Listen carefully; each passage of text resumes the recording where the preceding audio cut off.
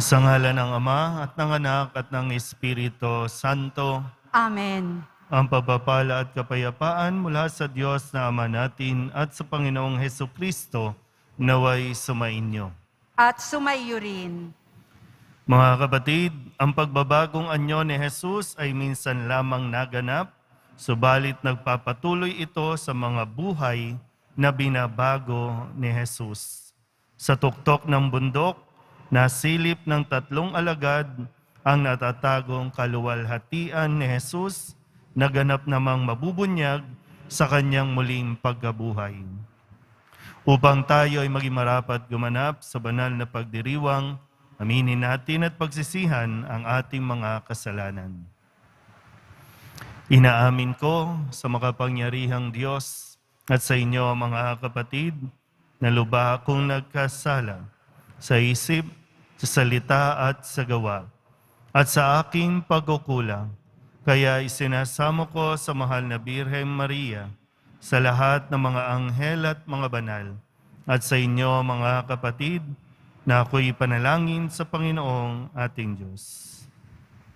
Kawaan tayo ng makapangyarihang Diyos, patawarin tayo sa ating mga kasalanan, at patnubayan tayo sa buhay na walang hanggan. Amen.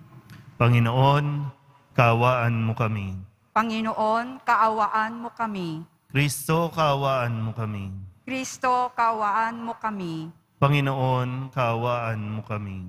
Panginoon, kaawaan mo kami. Manalangin tayo. Ama naming makapangyarihan, iniutos mong pakinggan namin ang minamahal mong anak na iyong kinalulugdan. Kami naway makapakinabang sa iyong salita upang sa pagdadalisay nito sa aming kalooban, kami ay lumigaya sa pagkakita sa iyong liwanag sa pamamagitan ni Jesucristo kasama ng Espiritu Santo magpasawalang hanggan. Amen. Magsiupo muna ang lahat.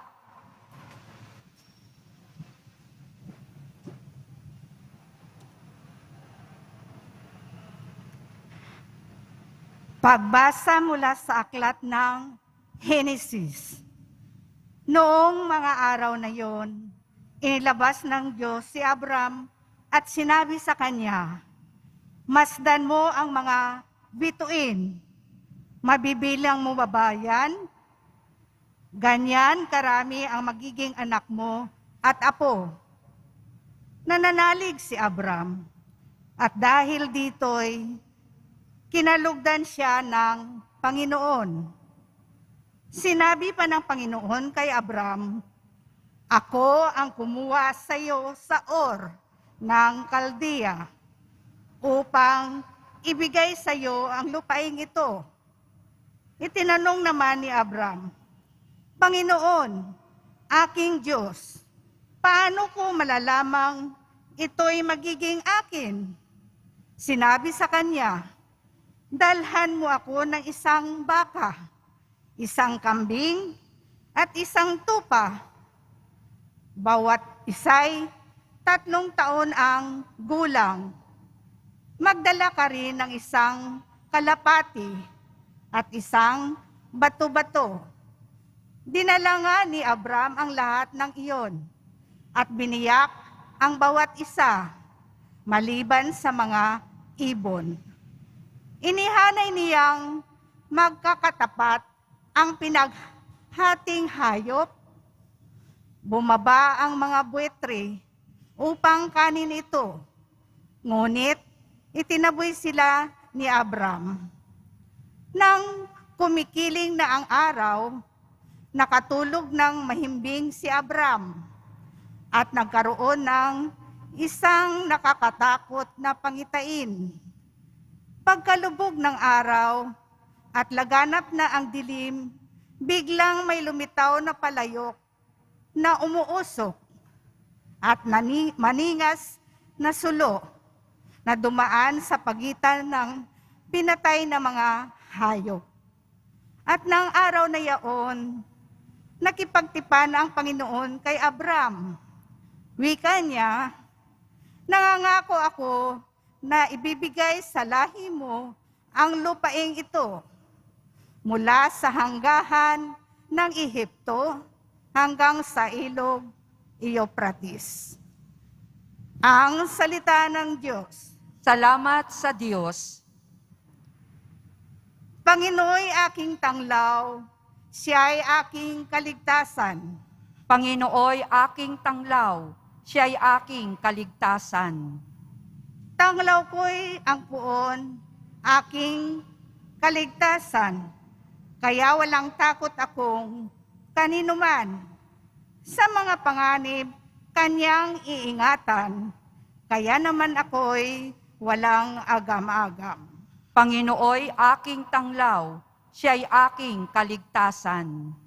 O Diyos, ako'y dinggin sa aking pagtawag. Lingapin mo ako sa aking mahabag. Ang paanyaya mo'y lumapit sa akin. Huwag kang magkukublit, kita'y hahanapin. Panginooy aking tanglaw, siya'y aking kaligtasan. Huwag kang magagalit, huwag mong itatakwil. Akong katulong mo at iyong alipin. Tagapagligtas ko, huwag akong lisanin. Panginooy aking tanglaw, siya'y aking kaligtasan. Ako'y nananalig na bago mamatay, masasaksihan ko ang iyong kabutihan na igagawad mo sa mga hinirang. Sa Panginoong Diyos, tayo'y magtiwala. Ating patatagin ang paniniwala. Tayo ay umasa sa kanyang kalinga. Panginooy aking tanglaw, siya'y aking kaligtasan.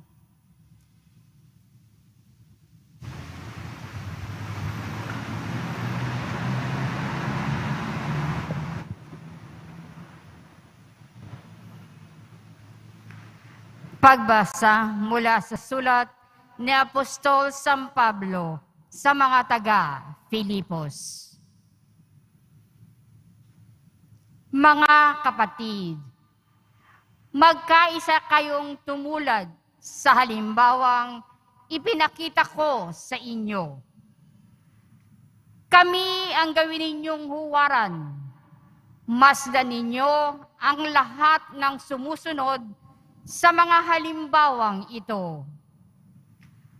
Tulad ng malibit kong sabihin sa inyo, at ngayoy luhaang inuulit ko, marami ang namumuhay bilang mga kaaway ng krus ni Kristo. Kapahamakan ang kahihinatnan nila sapagkat ang dinidiyos nila ay ang hilig ng kanilang katawan. Ikinararangal nila ang mga bagay na dapat sana nilang ikahiya at ang pinag-uukulan lang nila ng pansin ay ang mga bagay na panlupa. Sa kabilang dako, ang langit ang tunay nating bayan. Mula rooy, hinihintay nating may pananabik ang Panginoong Hesukristo, ang ating tagapagligtas. Pagdating ng araw na yaon, babaguhin niya ang ating katawang lupa at gagawing maluwalhati tulad ng kanyang katawan sa pamamagitan ng kapangyarihang ginamit niya sa pagpapasuko sa lahat ng bagay. Kaya nga, minamahal kong mga kapatid, aking kagalakan at karangalan na lagi kong kinasasabi kang makita uli. Magpakatatag kayo sa inyong pamumuhay na nakaugnay sa Panginoon. Ang salita ng Diyos. Salamat sa Diyos. Magsitayo na po ang lahat.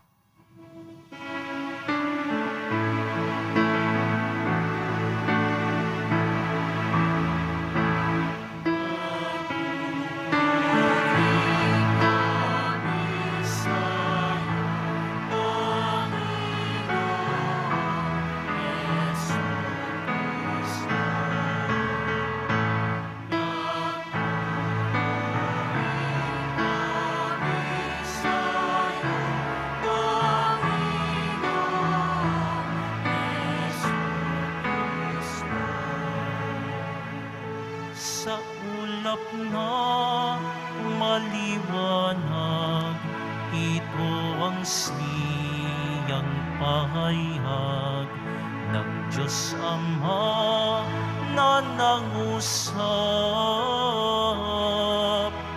Ito ang mahal kong anak, dugot kong dinggin ng lahat.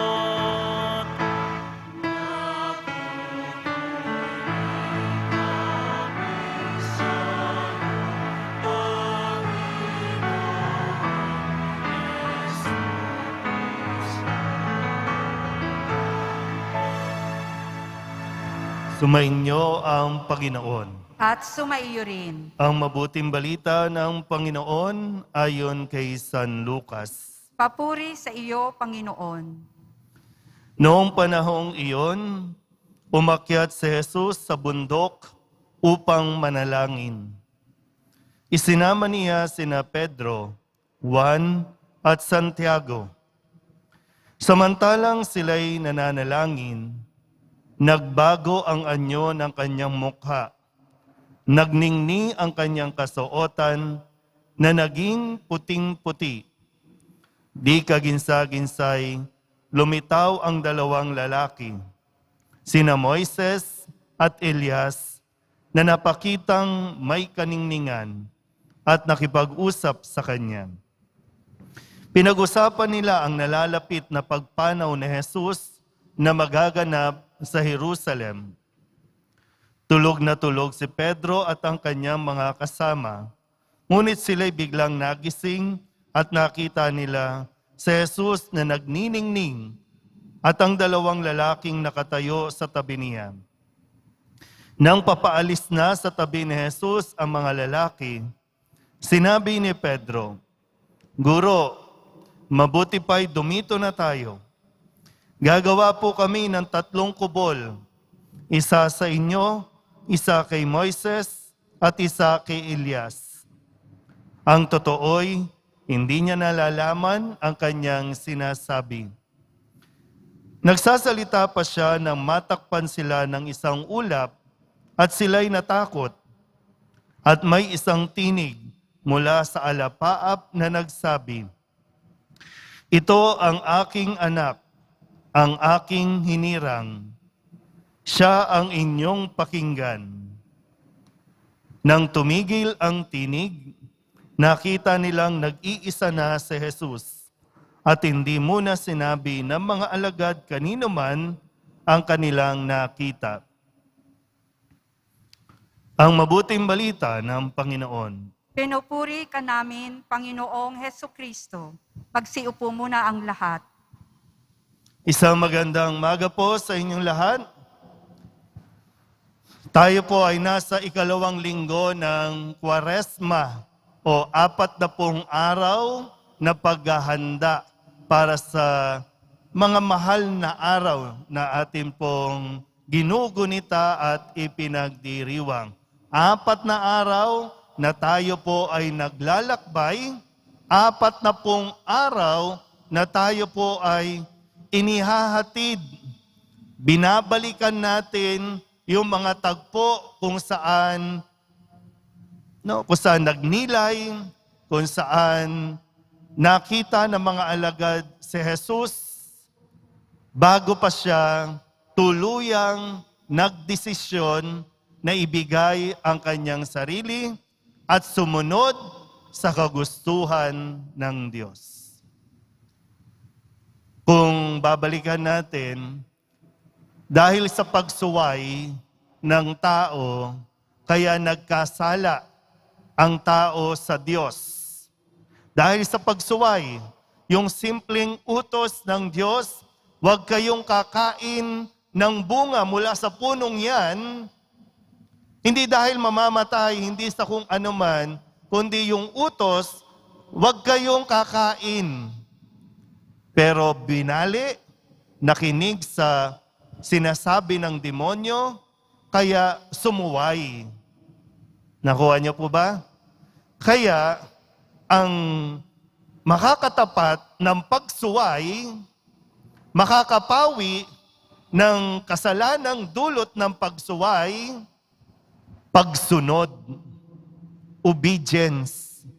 Kaya nga si Kristo, sinasabi, naging masunurin mula noon hanggang sa kamatayan sa krus, naging masunurin kung kaya tayo po ay naligtas.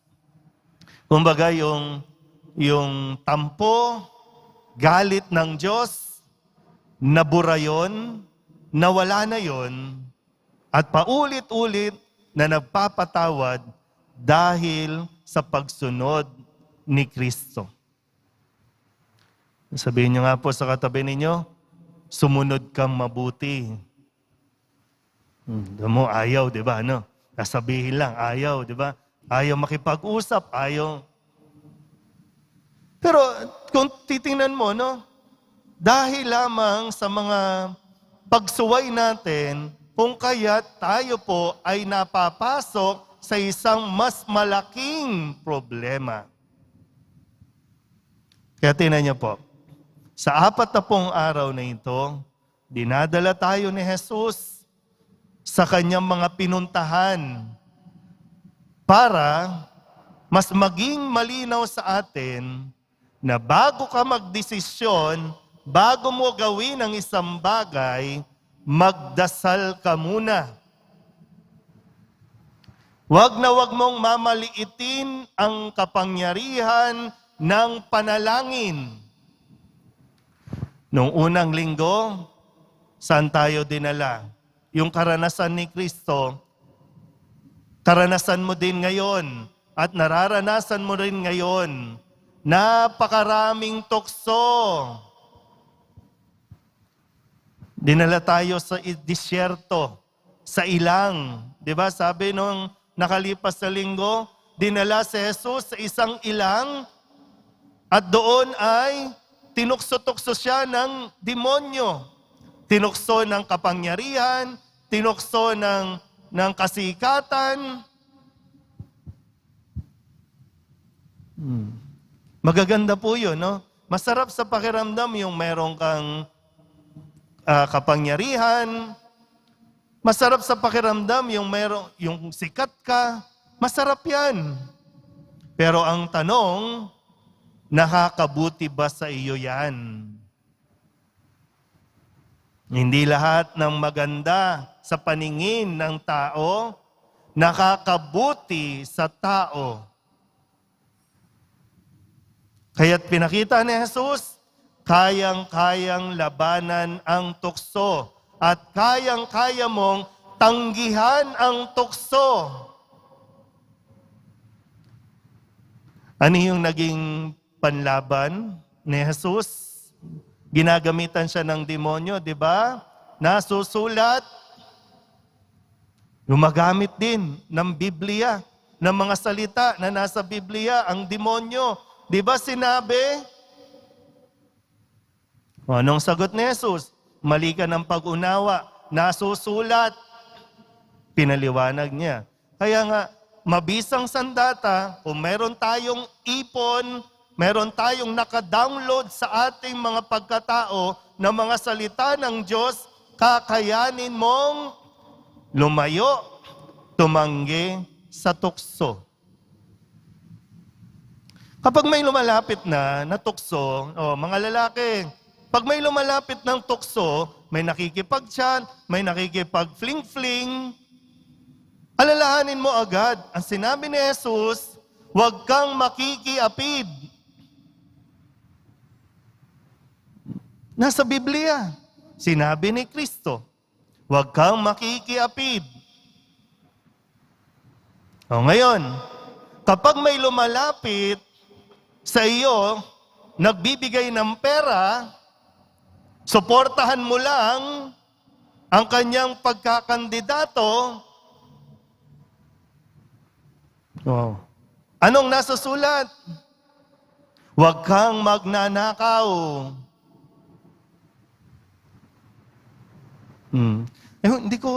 Minsan hindi ko maintindihan. Bakit pag may naririnig kayong papatay, magnanakaw, Bakit nagpapantig yung tenga ninyo? Marami yung mga nanonood ngayon, bashers lang eh. Naghahanap lang ng mga ganitong salita. Kapag nagsalita na si Father ng magnanakaw, papatay, Father, nangingialam sa politika. Politika lang ba may ganyan? Eh di ba sa bahay niyo mayroon? Sa bahay natin may ganyan? May kupitan? Di ba sa bahay ninyo nangyayari? Nakikiapid? Isip muna ha. Kasi natutokso tayo. Kaya nga, ngayong ikalawang linggo, ang panyaya sa atin, dinadala tayo sa bundok, lumayo muna tayo, at ang unang-una mong dapat na ginagawa, magdasal.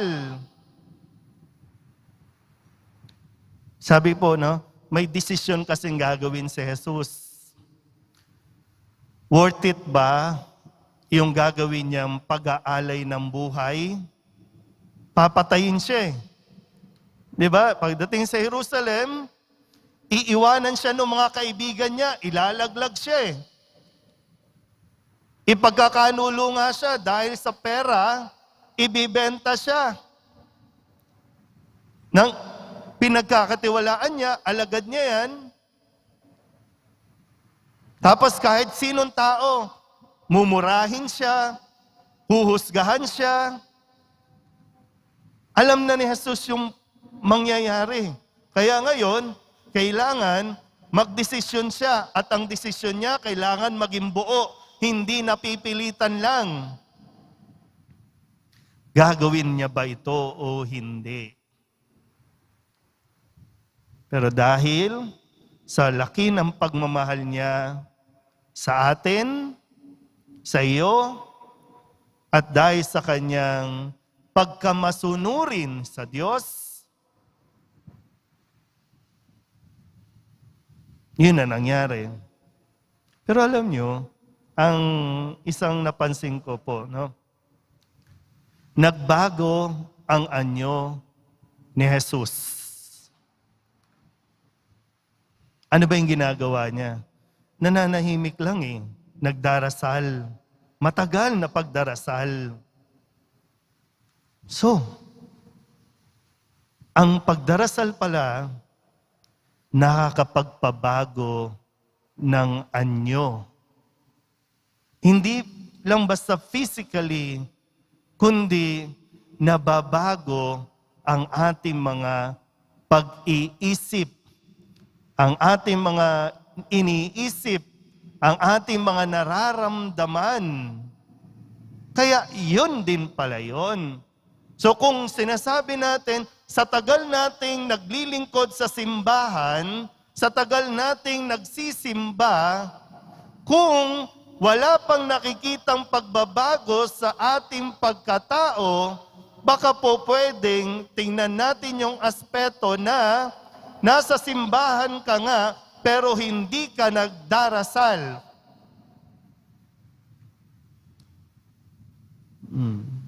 Yung desisyon, di ba, no?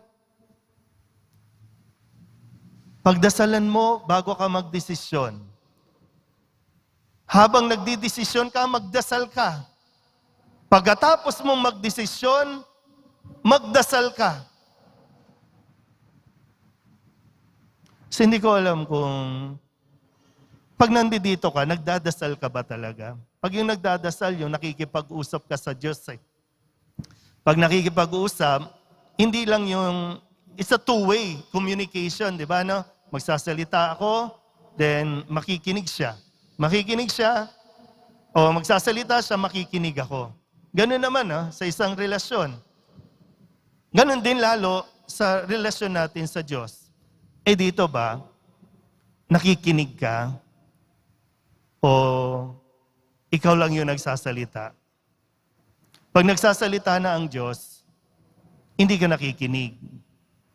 Kaya lumalabas tayo, natatapos ang misa, wala tayong isang buo at malinaw na desisyon. O kaya naman, kung magdesisyon tayo, hindi natin inaako lahat ng responsibilidad. Ako yan eh, desisyon ko yan. Walang ibang dapat sisihin, tama man yan o mali. Walang ibang dapat sisihin kasi desisyon ko yan. Ako yan. Pero pananagutan ko, kung mali man yung desisyon ko, aakuin ko yung responsibilidad na yan. Kaya kung gusto nating mabago, kung gusto nating magbago, sa panahong ito ng Kwaresma, palalimin natin yung ating mga ginagawang pagdarasal. Sa huling bahagi ng Ebanghelyo, ang sinabi po, narinig ng mga alagad ang tinig ng Ama na sinasabing, ito ang aking anak. Lubos ko siyang kinalulugdan. Yung dulo, ito importante. Pakinggan ninyo siya.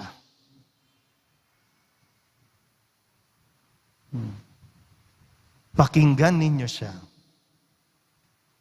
Kasi yung sinasabi ni Jesus, para sa ikabubuti mo, para sa kaligtasan mo, para sa kapakanan mo.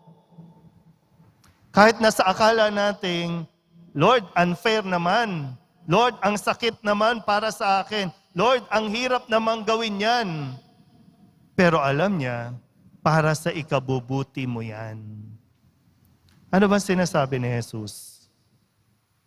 Di ba, babalikan natin. No? Ano ba sinasabi? Alam ba yung ilang sa mga narinig natin na sinabi ni Jesus? Bukod doon sa mga nabanggit ko na huwag kang makikiapid. No? Ang tumingin pa lang nga ng may pagnanasa. Di ba, no? Sabi, ang tumingin pa lang ng may pagnanasa, nakikiapid na yan.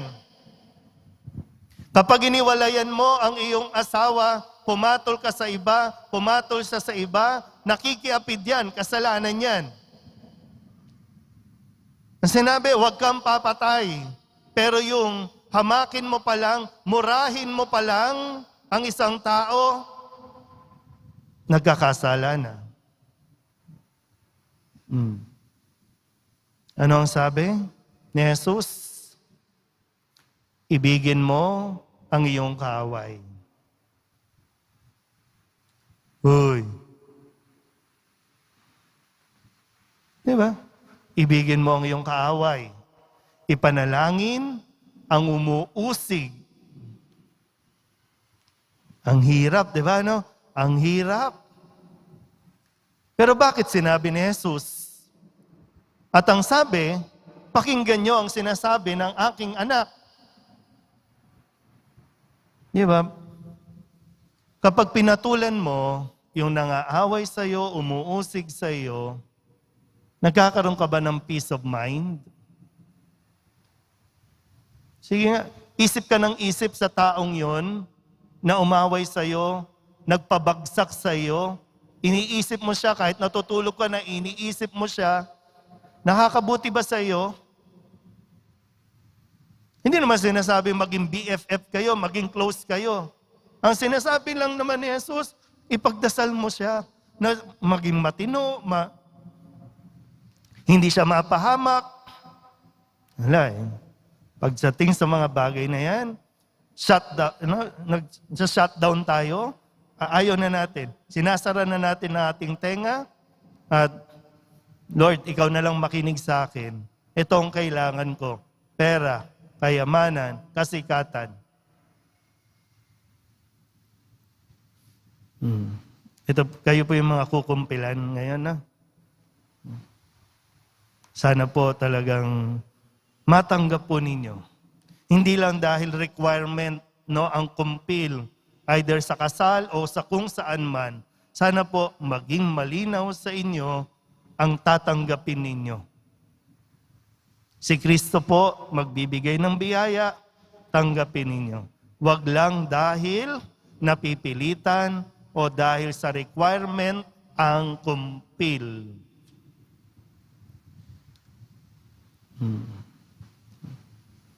Nakakadalawang linggo na po tayo, no? Sana patuloy nating hingin ang gabay ng Poong Jesus Nazareno para matapos natin ang paglalakbay na ito at mas maunawaan natin ang gagawin ni Jesus para sa iyo. Amen? Tumayo po ang lahat.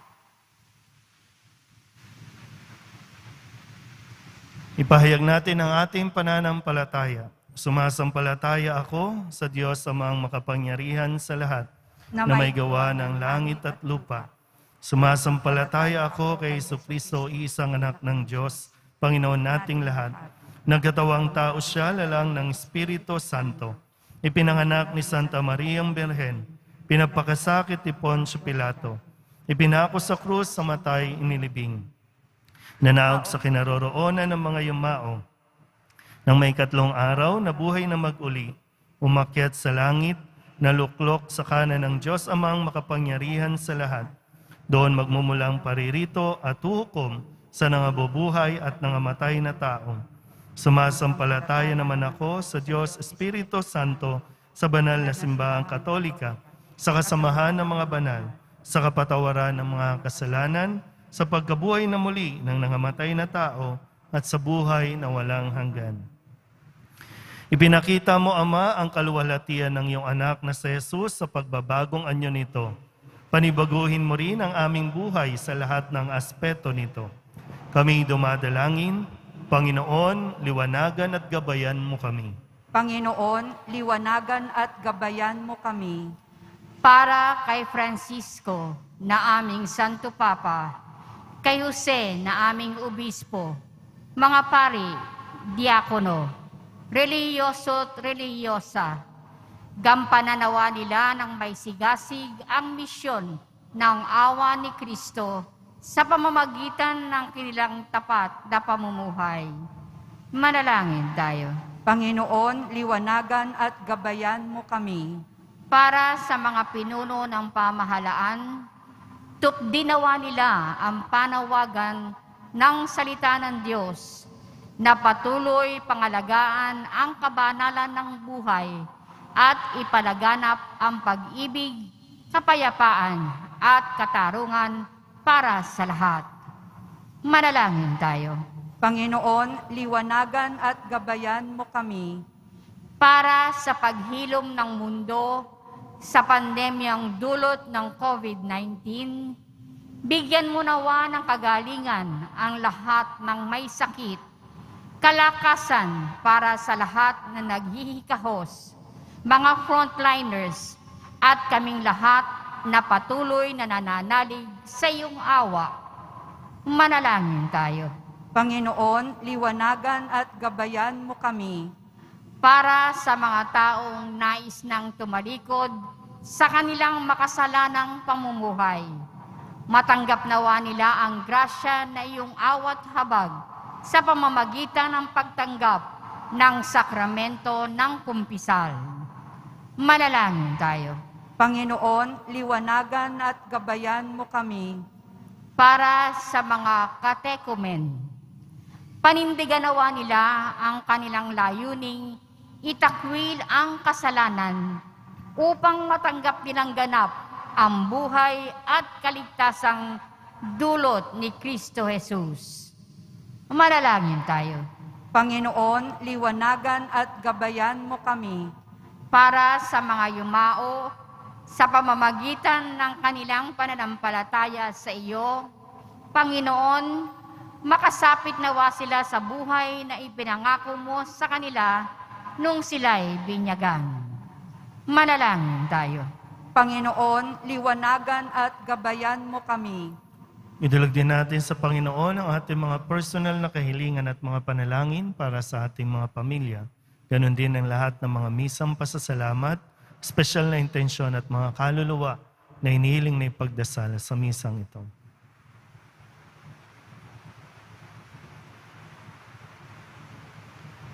Ang lahat ng ito inihiling namin sa ngalan ni Kristo ang aming Panginoon. Amen.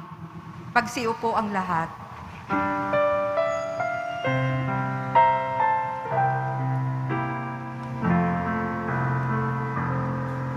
Sa'yo, Ama,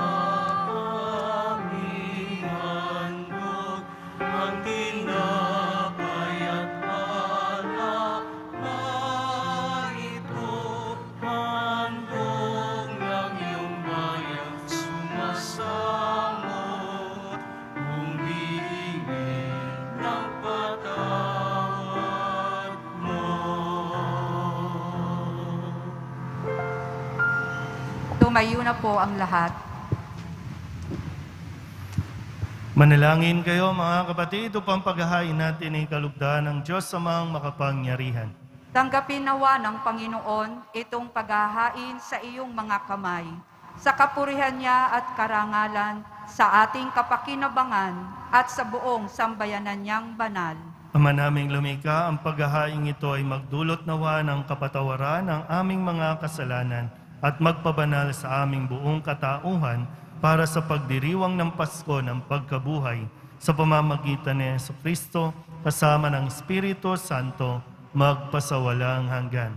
Amen. Sumainyo ang Panginoon. At sumaiyo rin. Itaas sa Diyos ang inyong puso at diwa. Itinaas na namin sa Panginoon. Pasalamatan natin ang Panginoong ating Diyos. Marapat na siya ay pasalamatan. Ama naming makapangyarihan, tunay nga marapat na ikaw ay aming pasalamatan sa pamamagitan ni Jesucristo na aming Panginoon.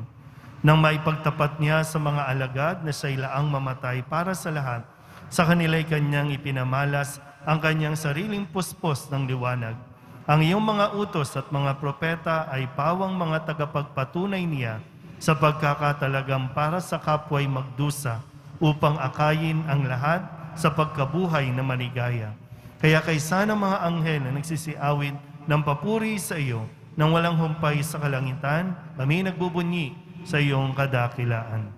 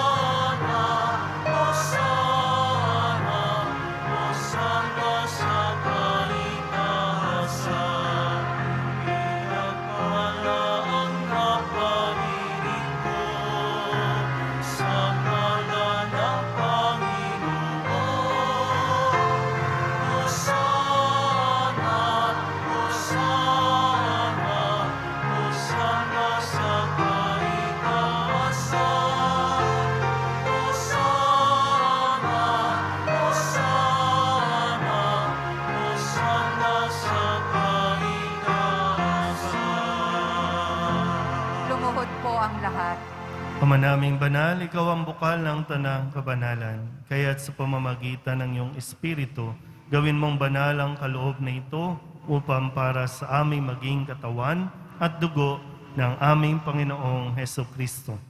Bago niya pinagtiis ang kusang loob na maging handog, hinawakan niya ang tinapay, pinasalamatan kaniya, pinaghati-hati niya iyon, iniabot sa kanyang mga alagad at sinabi, tanggapin ninyong lahat ito at kanin, ito ang aking katawan na ihahandog para sa inyo.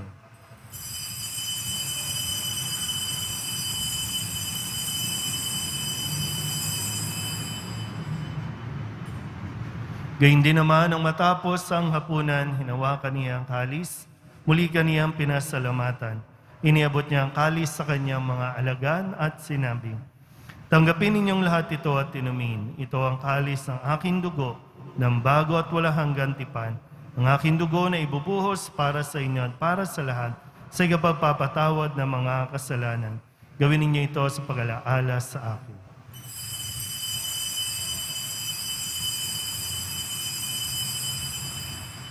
Tumayo po ang lahat.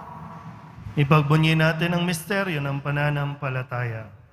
Si Kristo'y namatay, si Kristo'y nabuhay, si Kristo'y babalik sa wakas ng panahon. Ama, ginagawa namin ngayon ang pag-alaala sa pagkamatay at muling pagkabuhay ng iyong anak, kaya tiniaalay namin sa iyo ang tinapay na nagbibigay buhay at ang kalis na nagkakaloob ng kaligtasan. Kami napapasalamat dahil kami iyong minarapat na tumayo sa harap mo para maglingkod sa iyo. Isinasamo namin kami magsasalo-salo sa katawan at dugo ni Kristo ay mabuklod sa pagkakaisa sa pamamagitan ng Espiritu Santo. Ama, linghapin mo ang iyong simbahang laganap sa buong daigdig. Puspusin mo kami sa pag-ibig kaysa ni Francisco na aming Papa at ni Jose na aming Obispo at ng Tanang Kaparian. Alalahanin mo rin ang mga kapatid naming nahimlay na may pag-asang sila'y muling mabubuhay, gayon din ang lahat ng mga pumanaw. Kawaan mo sila at patuloyin sa iyong kaliwanagan. Kawaan mo at pagindapating kaming lahat na makasalo sa iyong buhay na walang wakas. Kaysa ng mahal na Birheng Maria na ina ng Diyos, ng kabiyak ng puso niyang si San Jose. Kaysa ng mga apostol at ng lahat ng mga banal na namuhay dito sa daigdig ng kalugod-lugod sa iyo. May pagdiwang nawa namin ang papupuri sa kararangal mo sa pamamagitan ng iyong anak na aming Panginoong Hesukristo. Sa pamamagitan ni Kristo,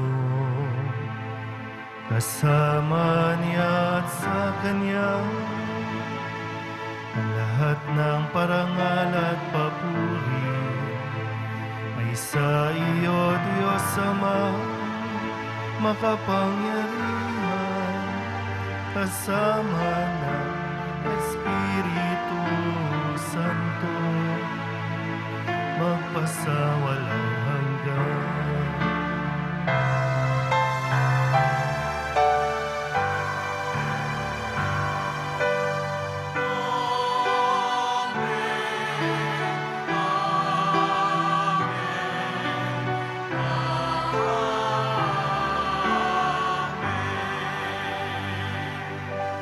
Buong kababaang loob tayong tumawag sa ating Panginoon ng Ama namin.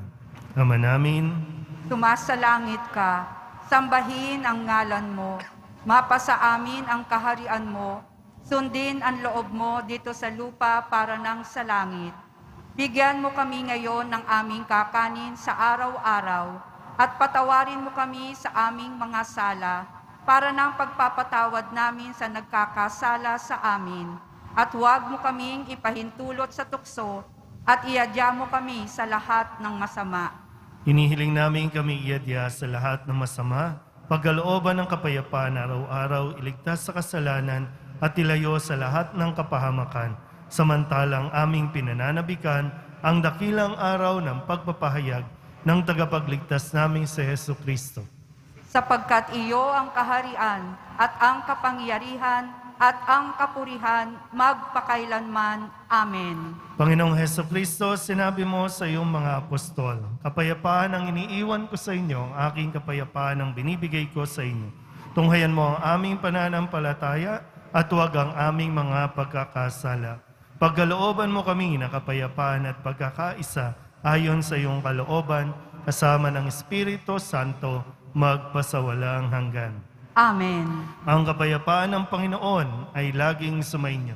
At sumayo rin. Magbigayan po tayo ng kapayapaan sa isa't isa. Kordero ng Diyos na nag-aalis ng mga kasalanan ng sanlibutan, maawa ka sa amin. Kordero ng Diyos na nag-aalis ng mga kasalanan ng sanlibutan, maawa ka sa amin. Kordero ng Diyos na nag-aalis ng mga kasalanan ng sanlibutan, ipagkaloob mo sa amin ang kapayapaan. Lumuhod po ang lahat. Ito ang kordero ng Diyos. Ito ang nag-aalis ng kasalanan ng sanlibutan. Mapalad ang mainaanyayahan sa kanyang piging. Panginoon, hindi ako karapat-dapat na magpatuloy sa iyo. Ngunit sa isang salita mo lamang ay gagaling na ako. Katawan ni Kristo, Amen.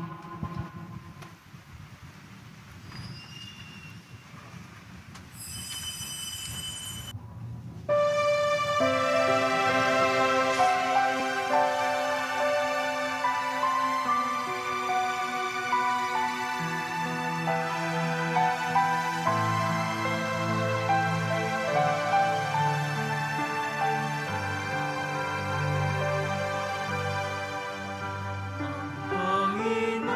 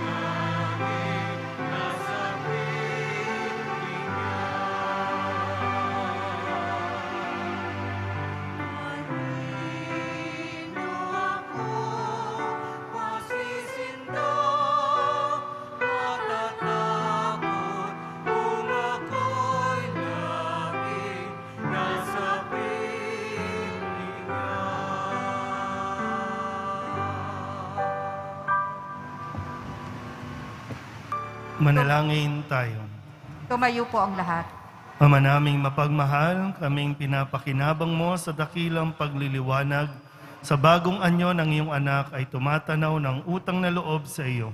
Sapagkat kahit ngayon pa man sa lupang ibabaw, pinapagsasalo mo na kami sa karigtan ng kalangitan sa pamamagitan ni Jesucristo kasama ng Espiritu Santo magpasawalang hanggan. Amen. Sumainyo ang Panginoon. At sumayo rin. Manalangin tayo para sa pagbabasbas. Mahal na pong Jesus Nazareno, inihayag mo sa pamamagitan ng krus ang walang maliw na pag-ibig ng Diyos sa sangkatauhan. Pakinggan mo ang kahilingan ng iyong angkan na nagsusumamo sa iyo. Makamtanawa nila ang iyong katugunan at tanggapin ang kasagutan na may utang na loob na tinatanaw. Basbasan din po ninyo ang mga dala-dala nilang mga imahin at dasalan at lahat ng mga may karamdaman. Sa pamamagitan ng bendisyon na ito, naway maalala nila ang mga pangako nila noon sa binyag na ikaw ang kanilang ibigin at paglilingkuran bilang Panginoon magpasawalang hanggan. Amen. At pagpalain kayo ng makapangyarihang Diyos, Ama at Anak, at Espiritu Santo. Amen. Umayo kayong taglay ang kapayapaan ng poong Jesus Nazareno. Salamat sa Diyos. Magandang umaga po.